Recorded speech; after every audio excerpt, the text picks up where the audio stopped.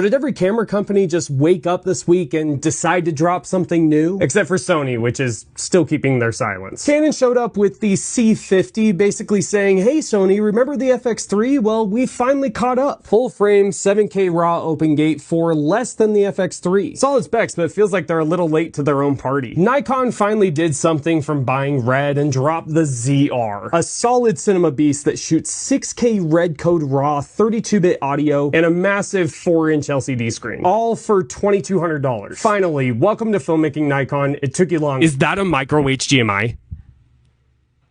Red launched the V-Raptor XE, which is half the frame rates of the Raptor, but for half the price. It's still $15,000, but hey, global shutter, full frame, 16-bit RAW was never meant to be cheap. Apple announced the iPhone 17 with ProRes RAW and Genlock, because clearly what your Hollywood DP was missing on set was another iPhone angle. And Fujifilm, after teasing us for what felt like forever, released the Eterna 55, a giant 102 megapixel large format cinema beast. It'll cost you about $16,500. If their color science wasn't enough of a flex, here's a digital IMAX that'll fit in your backpack. This somehow only has 14.5 stops of dynamic range. So what does all this mean? Maybe the lines between cinema cameras, hybrids, and even phones don't exist anymore. Or maybe everyone's just throwing spaghetti at the wall to see what sticks, while we wait for Sony to drop the FX3 Mark II. Which one of these new cameras would actually end up in your kit? Let us know in the comments.